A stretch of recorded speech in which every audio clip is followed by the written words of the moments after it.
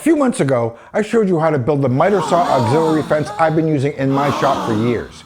I built this as an alternative to those huge miter saw altars you see everywhere on YouTube. And a lot of you watched that video. And many of you built that fence. And in the comments, lots of you shared some really clever ideas for how this fence could be improved. Today, I'll be showing you some of those viewer-suggested upgrades, plus a cool product from FastCap that makes your miter saw way more useful and doesn't require you to build anything. The parts you need for these upgrades are really inexpensive. You can grab this stuff at most hardware or home supply stores, and I'll add links in the description to where you can get everything. You ready? Let's do this thing.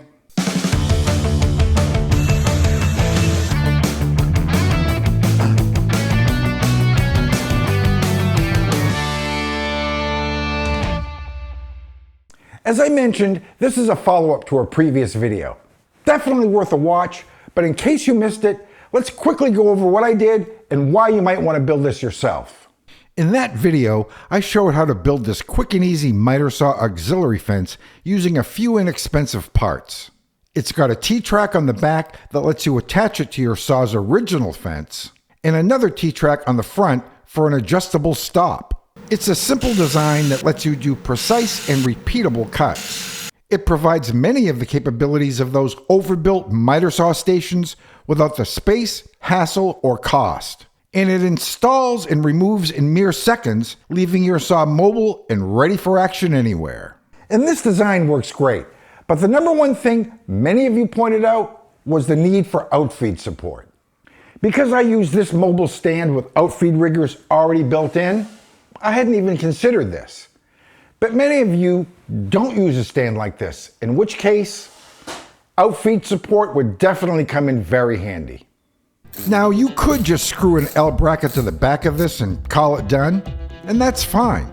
But I like the idea of making the outfeed support adjustable. And fortunately, we can use the T-track that's already on the back to do just that.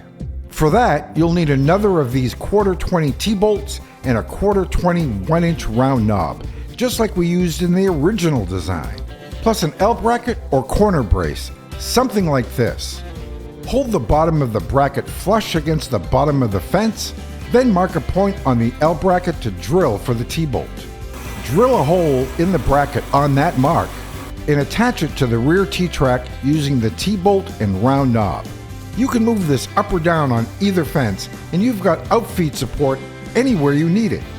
But then some people asked, why do we need T-track at all? And the answer is, we don't.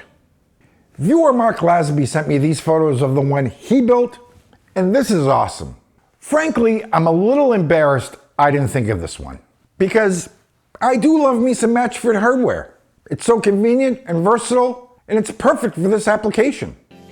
Just mark the location of the grooves like we did in the first video, and make these grooves on your router table.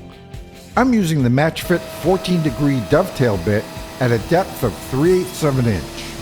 For the back, you'll want a couple of 1-inch dovetail bolts and corresponding knobs for attaching the fence to the saw, and a 1 1/2 inch dovetail bolt for the stop block, which you'll have to make yourself. A 1/4 inch hole and a small piece of scrap works perfect for this. And you're done.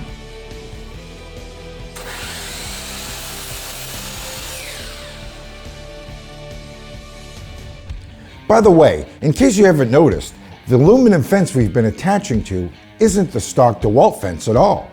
This is actually a new product from FastCap they call their Crown Stop fence.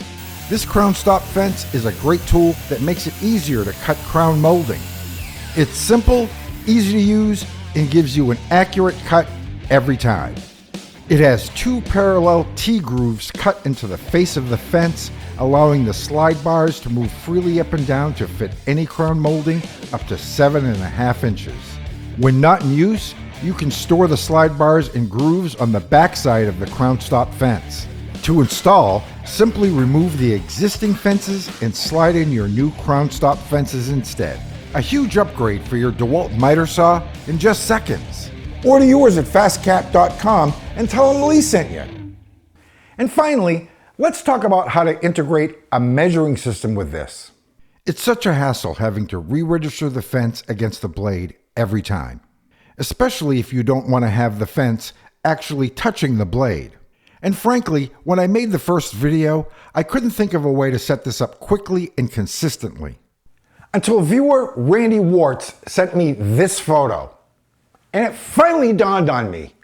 Don't register the fence against the blade, register it against the base.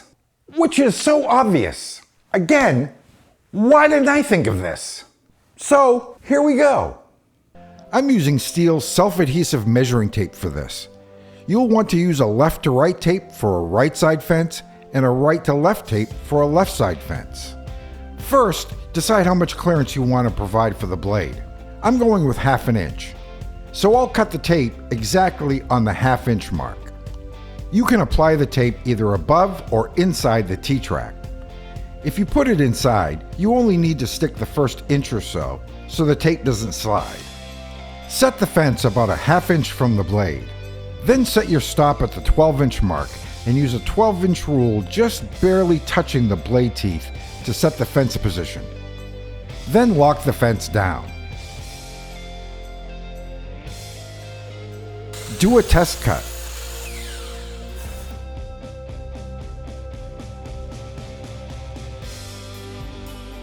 You'll want to take the hardware you're using to register the fence and mount that right against the edge of the base. I'm using an 1.5 inch mending plate here. You can screw this down, but I suggest using CA glue instead. Because the accuracy of the rule depends on this part, you don't want it to shift on you, even a tiny bit. Now, every time you install the fence, make sure to register it using the method I've shown. That way, you're always assured the ruler reads accurately. So there you have it. We added outfeed support, built an alternate version with Matchfit hardware, and added a built-in ruler. Pretty sweet. And I bet you've got even more improvements I still haven't thought of. Leave those in the comments, and who knows, maybe we'll feature those in another video. And once you've cut all this lumber on your miter saw, you're going to need a way to glue it up. And if you want to take the frustration out of that process, go watch this video next. I'm Lee from Busted Nickel Woodworks. See you next time. Adios, amigos.